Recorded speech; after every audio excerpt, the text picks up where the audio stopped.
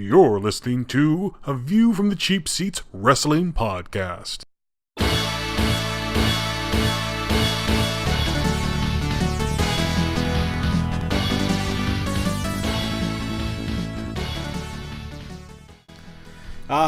Welcome to the wonderful time of year of Halloween. Or as it sort of turns out this year, how much stuff can we add pumpkin to with people hopefully not getting sick of pumpkin? Pumpkin spice lattes, pumpkin everything is what's going on right now. It's an overload of what it is. But here on View to the Cheap Seats, being it as a wrestling podcast, I wanted to do something a little bit different. I wanted to talk about sort of a connection between wrestling and Halloween. You would think now that wrestling, pro wrestling, Halloween would have a wonderful sort of connection to one another. Costumes, over-the-top characters. You could probably get a lot of really cool stuff done. Unfortunately, that hasn't really panned out that way several years. Most recently, anyway, in the modern times, it hasn't panned out really at all. Outside of WWE's every so often women's dress up in costume contest battle royals, which really don't do anything other than have the women fight around for like 10 some odd minutes in whatever sexy costume they can find. I know people are like, well, why are you complaining? I'm complaining because on a wrestling show I want to see wrestling. That's what I'm complaining about. Even sometimes if it's silly wrestling, and that's not really silly wrestling, that's just insult intelligence wrestling. But there was a time when WCW actually had a Halloween themed pay-per-view. Well, I say Halloween themed. The name was called Halloween Havoc because it took place in the month of October, and also that's just a really good name, Halloween Havoc. So I'm going to start a tradition here where I start talking about the WCW Halloween Havocs. This year, being this is the first time I'm actually doing this, I want to talk about the very first Halloween Havoc. And that is Halloween Havoc 1989, which took place in the Philadelphia Civic Center in Philadelphia, Pennsylvania. Now, I won't go through the whole show because this is supposed to be about Halloween and sort of the connection. What was kind of cool about what WCW at least started out to do with the Halloween Havocs is you kind of got a Halloween type main event with it. And I say type mostly because it was a big feud main event between Ric Flair and Sting versus the Great Muta and Terry Funk, and it had a big gimmick attached to it, which you can sort of say is Halloween-esque. So what is it? It's called the Thunderdome Cage match. That's right, Thunderdome Cage match. Even though the cage actually didn't look like a dome, it was more square. But we'll get to that in a little bit later. The whole thing about the Thunderdome Cage match is that it's a weird sort of precursor to Hell in a Cell. The cage itself was actually a bit bigger than the ring apron. Most people will know that if you watch a steel cage match or cage matches any time, the cage is on the ring apron and you can't escape the ring basically unless you climb the cage or leave the door, things like that. Here this cage was slightly bigger, and it was slightly bigger so it can surround the ring, and there was still a little couple of spots in between the ring and the outside, basically, meaning you guys can walk around. So kind of like Hell in a Cell. The only difference between the Thunderdome is that the Thunderdome didn't have a ceiling, but everything was sort of angled upward, so you couldn't really escape it unless you were... Well, you could if you were amazingly athletic, be able to climb at an incline like that and then sort of climb your way over it, which I'm sure people could do. But there is a twist. Yes, a wonderful twist. It's not a gimmick match sometimes, a Halloween-style gimmick match, without some ridiculous twist. Here, the Thunderdome Cage was electrified. That's right, electrified. Now, believe it or not, this is actually not that new of a concept. There was other things that were electrified in wrestling. Yes, there was. But mostly in Japan. I used to watch a lot of the Japanese deathmatch style stuff in Japan. FMW, the big IWA King of the Deathmatch tournament that a lot of people know Mick Foley for. I think Wing was another sort of high-impact deathmatch style promotion that existed. And they had, several times over, every so often had sort of an electrified style match. They've also had ridiculously like gimmicks upon gimmicks upon gimmicks matches. I think the most ridiculous one was the electrified no rope, barbed wire, electrified pool match where the ring was actually in the middle of like an Olympic-sized swimming pool, and you get eliminated if you get knocked into the water and there's a big explosion that goes off. If you can ever find that match, watch it, because it just seems so ridiculous that it's happening. In any case, so yeah, electrified cage match is nothing really new, but it was new, I think, for American audiences. We don't get that a lot here in the United States. So to have that added danger was supposed to be probably put over the old idea of this is a really big fight, really big feud, and it is sort of Halloween-esque. And I say Halloween-esque because actually the show itself, the only real Halloween stuff that would happen would be sort of the backstage areas. The backstage areas, there's 2 interview areas. In the 2 interview areas, they had dressed them up to be Halloween-esque. Like one had, sticks and twigs. This was like kind of a foresty thing. The other one was had ropes and dungeon wall kind of look to it. And I was like, that's kind of cool. It's Halloween Havoc. Dress it up a little bit like Halloween, and then you had sort of the big Thunderdome Cage match at the end. Even the Thunderdome Cage match, when it was first lowered into the ring, you get to see they had dressed it up as well. There's like fake skull on it somewhere. I mean like legit like plasticky thing you would find at a grocery store skull, but then they had like other sticks and twigs and had these wrappings, and I think they had gargoyles on the corners. So they gave it a little bit more of an extra look than just the metal bars that would make up a cage. Unfortunately, the decorators didn't think something through. When everyone came out and the cage was being lowered, there was a little bit of pyro. The idea was to make everyone remember that a part of this cage is electrified. So when the cage got lowered, there was a little bit of pyro in the corners going like, ooh, ah. The pyro, unfortunately, lit some of those like canvases things they had hanging over it. They lit them on fire, like legit lit on fire. And now you see all these ring crew guys and scrambling left and right. They're like, oh, there's fire. They're climbing up, like they're hitting it with their jacket, and they're trying to put it out. And there's a guy running around probably looking for a fire extinguisher, not thinking that a little bit of pyro can catch these very flimsy looking like pieces of cloth on fire. And the best and the funniest thing in the world, though, is how they actually put it out. Because the ring crew was doing a crap job of putting it out. And so in the ring, Great Muta kind of turns, looks up, climbs up a little bit, and then green mists the fire.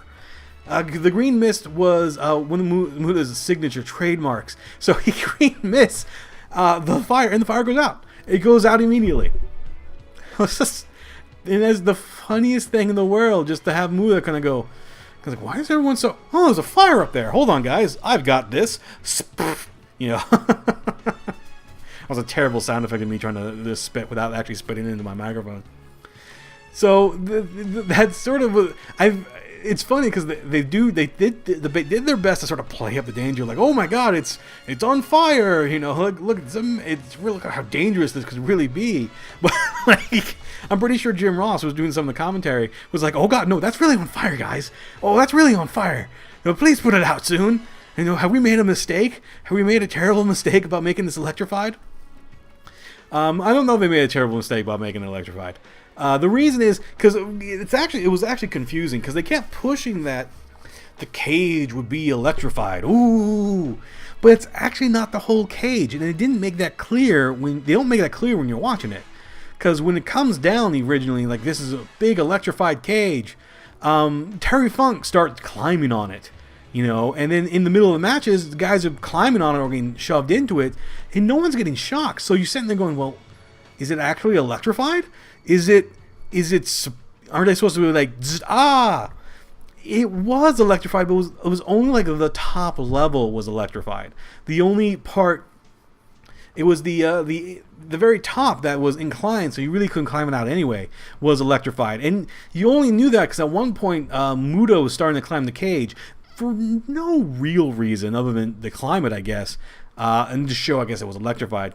And reached up, touched it, it was like, I was like, oh, so the top of the part's electrified, not the whole cage. They need to sort of explain that a little bit better. And you kind of ask yourself, okay, so it's a full-on cage match. It's sort of a tag match, a very nice tag match, actually. how does one win if you can't really escape it? So is it one fall? No, it's not one fall. That would be too simple. The way it sort of worked is that the idea of the match itself is that these four guys really hate each other, and they really want to have these guys really duke it out. So the only way to win is to have your seconds, and they for Ric Flair and Sting, they had Ole Anderson, and for Muta and Terry Funk, they had Gary Hart. And what it was that those guys had towels in their hands, and the seconds were called the Terminators. And at some point in the match, the Terminators were supposed to be like, oh, my team has had enough, they can't take any more, and they toss in the towel, winning Viva. Technically, it's winning Viva submission. If you think about it, it's sort of like a my team submits kind of thing right there. Which, it's interesting. I'm not sure how well that... I mean, it works out, but at the same time, this is supposed to be sort of a knockout, drag-out fight. To have some guys throwing the towel is, a little bit distracting on the end, because they're sort of stuck there, sort of stuck on the outside. And truth be told, I was actually looking forward to this match when I first saw it, mainly because Terry Funk and Great Muta are two of my favorite wrestlers of all time. So to see them at a tag team versus Flair and a very young Sting, very kind of still not very popular Sting, very over Sting, I think has never been not popular, but he's still very young. But in any case, it's actually a really hard match, a really stiff match. What I mean by stiff is that, Flair is known for his chops. So everyone chops, everyone goes woo. But there are times when Muta kicks Sting in the ribs, and you heard the thud, and Sting kind of goes down for a while. You're like, I don't think he's getting up anytime soon. It's like it was a lot of that going on. And I think a lot of that was just not. It was a little bit of the style of the guys, but I think at the same time, it's like they really wanted to get over how this match was supposed to be like a really big. The only way to win is to have the other guys completely just be massacred, I guess, if you want to put it that way. It was also, though, a very long show. There was 6-7 matches before this, and some of them were short, but some of them were very long matches. And by the time I think they got to the main event, the crowd was just exhausted. It's just, oh man, they really like Ric Flair and Sting, but man, it's really hard to cheer because you're so tired. So I think a lot of that was try to wake the crowd up every so often sort of situation. But even though it's supposed to be a knockout, drag-out fight, the match in itself was, nicely formed out as a tag match with tags in and out. It doesn't make a lot of sense if the whole idea is the wins to really beat down your opponents. You think they would just run at each other and attack each other whatsoever. But old classic wrestling, old classic WCW was very, old classic wrestling was very structured. In their mind, this is a tag match, so we're going to tag in and out. And yeah, there'll be times where the tag breaks down. That always happens in a tag match. So you had to sort of wait. Oh, by the way, Bruno Sammartino was the special guest referee. The only reason he was really there was to ring the bell.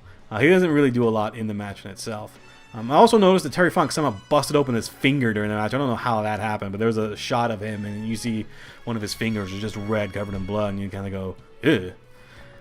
But so, how was the match in itself? Besides some of the weird nitpicks that I had with it, well, it was still very good. I mean, I still very much enjoyed everything that was going on in the match. The only thing that is sort of stands out, though, is there's a time where they're climbing up the cage, and they've been climbing up the cage. It feels like forever. And Terry Funk and Sting are fighting in the corner, and there's a rope there for something. There's a rope hanging down, a swinging rope hanging down, and so Sting just keeps swinging in the Terry over and over again until he gets stuck and he gets tied, and that's the big, face in peril situation. He's tied, and then his partner's getting double teamed and things like that. But it looks so ridiculously silly. It looks silly. It sets up, though, a really cool spot later on when Sting gets free and he actually leaps from the corner of the cage back into the ring. That looks really cool, but it looks also remarkably silly. And they kept going to that corner. Like, they kept climbing towards the end of the match. They kept sort of climbing that side of the cage and doing what I feel like is relatively silly things, which sort of takes away a little bit from the match itself.